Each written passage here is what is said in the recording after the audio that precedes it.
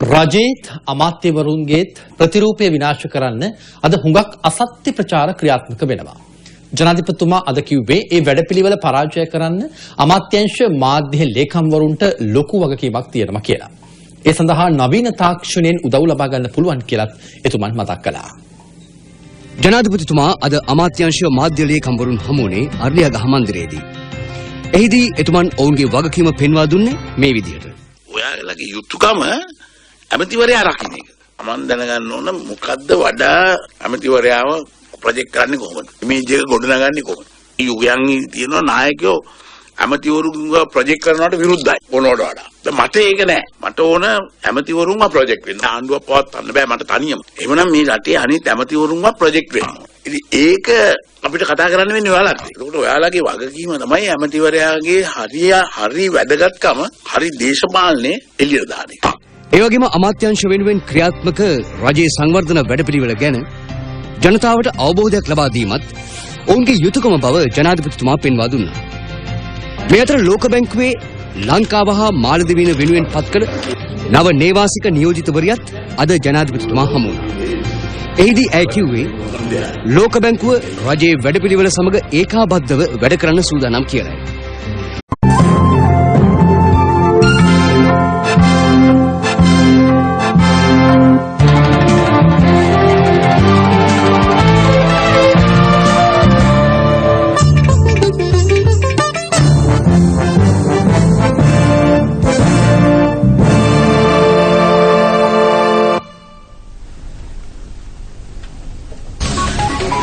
ආයුබෝවන් රූපවාහිනී ප්‍රවෘත්ති මම නිශාදි බණ්ඩාරනායක මම කසුන් සපුමල් දිසානායක ප්‍රථමයෙන් ප්‍රධාන ප්‍රවෘත්ති ශීර්ෂපාද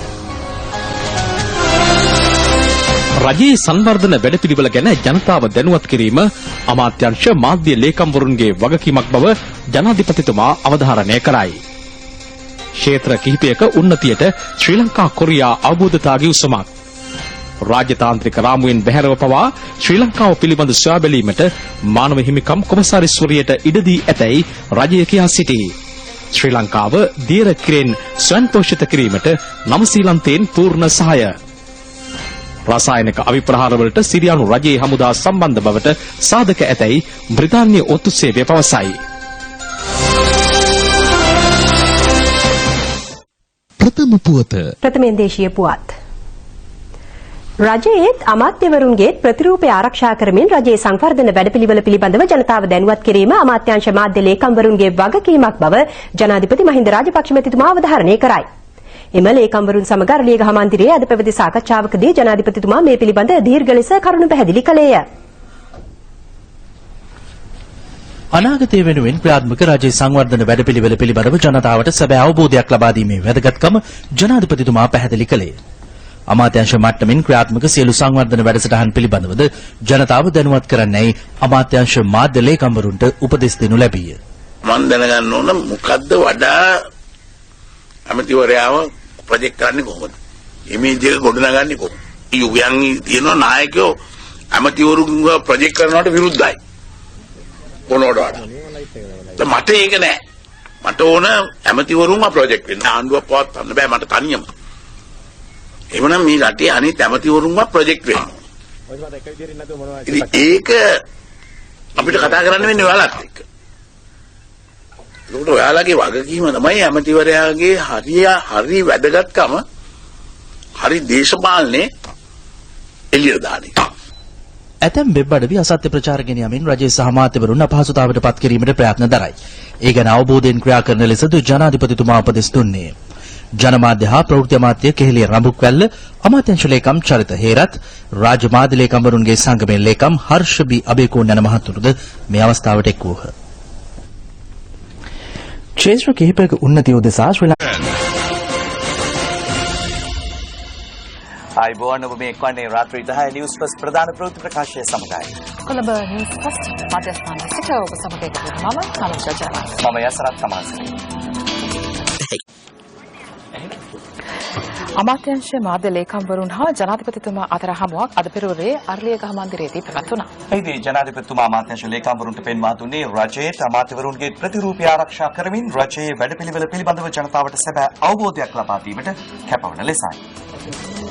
දැන් වෙබ් අඩවි ඔස්සේ අසත්‍ය ප්‍රචාර ගෙනීමෙන් රජයේ අපහසුතාවට පත් කිරීමට ඇතැමුන් උත්සාහ දරන බවද මෙම හමුවේදී ජනාධිපතිතුමා සිහිපත් කර තිබෙනවා. යුගයන් තියෙනවා නායකයෝ ඇමතිවරුන්ව ප්‍රොජෙක්ට් කරනවට විරුද්ධයි. ඕනෝඩ වඩා. මට ඒක නෑ. මට ඕන ඇමතිවරුන්ව ප්‍රොජෙක්ට් වෙන්න. ආණ්ඩුව පවත්වන්න බෑ මට තනියම.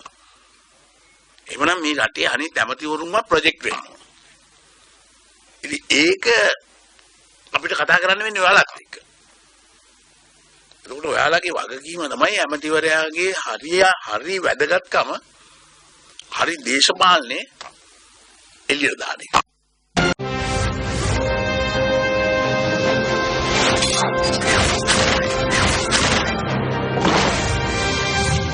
This is News First, Election Headquarters.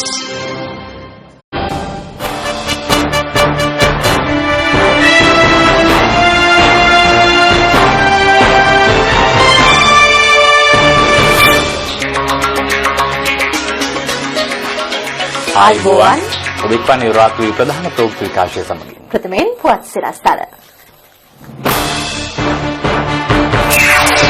ඇතැම් වෙබ් අඩවි අසත්‍ය ප්‍රචාර ගෙනියමින් රටත් ආණ්ඩුවත් മന്ത്രിවරුනුත් අපහසුතාවට පත් කරනවා. ජනපතිගෙන් චෝදනා. ඉදිරි වසර දෙකට පොදු රට මඩුල්ලේ ගමන් මඟ තීරණය කරන ජනතා අදහස් ලබා ගන්නා ජනතා සංසදය හික්කඩුවේදී ශ්‍රී ලංකාව දියර කිරින් පෝෂණය කරන්න නවසිලන්ත ආණ්ඩුවේ සූදානමක්. තමා මුහුණ දුන් භයානක සිද්ධියේදී පොලිසිය ක්‍රියා කළ හැටි අතිවිශිෂ්ටයි. මාධ්‍යවේදිනී මන්දනා කියයි. සිරියාවට ඇමරිකාව පහර දුන්නොත් සිරියාව රැකගන්න රුසියාවත් සමග පෙරටෙනවා. ඉරානයෙන් ඇමරිකාවට අනතුරු ඇඟවීම. දේශීය පුවත් ඔබ වෙත ගෙනීමේ අනුග්‍රාහක දායකත්වය #151# අමතන්න මොබිටෙල් ඔබ සමගයි සැමදා. දැන් දේශීය පුවත්. රජයේත් අමාත්‍යවරුන්ගේ ප්‍රතිරූපය ආරක්ෂා කරමින් රජයේ වැඩපිළිවෙල පිළිබඳව ජනතාවට නිවැරදි අවබෝධයක් ලබා දෙන්න අමාත්‍යාංශ මාධ්‍ය ලේකම්වරුන්ට ජනපතිගෙන් උපදෙස්. ජනාධිපති මහින්ද රාජපක්ෂ මැතිතුමාගේ ප්‍රධානත්වයෙන් අමාත්‍යාංශ මාධ්‍ය ලේකම්වරුන්ගේ හමුවක් අර්ලේගහ මන්දිරයේදී පැවැත්විණ. රජයේ සංවර්ධන වැඩපිළිවෙල පිළිබඳව ජනතාවට අවබෝධයක් ලබා දීමේ වැදගත්කම රාජපක්ෂ මැතිතුමා මෙහිදී පෙන්වා දුන්නේය. අමාත්‍යාංශ මට්ටමින් ක්‍රියාත්මක සියලු සංවර්ධන වැඩසටහන් පිළිබඳව ජනතාව දැනුවත් කළ යුතුය. ඇතැම් වෙබ් අඩවි අසත්‍ය ප්‍රචාර ගෙනියමින් රජයේ සහ අමාත්‍යවරුන් අපහසුතාවට පත් කිරීමට උත්සාහ දරන බව පෙන්වා දුන් ජනාධිපතිතුමා ඒ පිළිබඳව අවබෝධයෙන් කටයුතු කරන ලෙසද උපදෙස් දුන්නේය. නායකයෝ ඇමතිවරුන්ව ප්‍රොජෙක්ට් කරනවට විරුද්ධයි. ඕනෝඩ වඩා. මට ඒක නෑ. මට ඕන ඇමතිවරුන්ව ප්‍රොජෙක්ට් වෙන්න. ආණ්ඩුව පවත්වන්න බෑ මට තනියම. එhmenan මේ රටේ අනිත් ඇමතිවරුන්ව ප්‍රොජෙක්ට් වෙන්න ඕන. ඉතින් ඒක අපිට කතා කරන්න වෙන්නේ ඔයාලත් එක්ක. ඒකට ඔයාලගේ වගකීම තමයි ඇමතිවරයාගේ හරි වැදගත්කම හරි දේශපාලනේ එළියට දාන එක. අමාත්‍ය කේලිය නමුක්වෙල මහතා මෙහිදී කියා සිටියේ නවීන තාක්ෂණය යොදා ගනිමින් කටයුතු කාර්යක්ෂම කිරීම වත්මන් අවශ්‍යතාවයක් බවයි. ජනමාධ්‍ය හා තොරතුරු අමාත්‍යාංශ ලේකම් චරිත හේරත් මහතා ඇතුළු පිරිසක් මෙම සාකච්ඡාවට සහභාගී වූහ.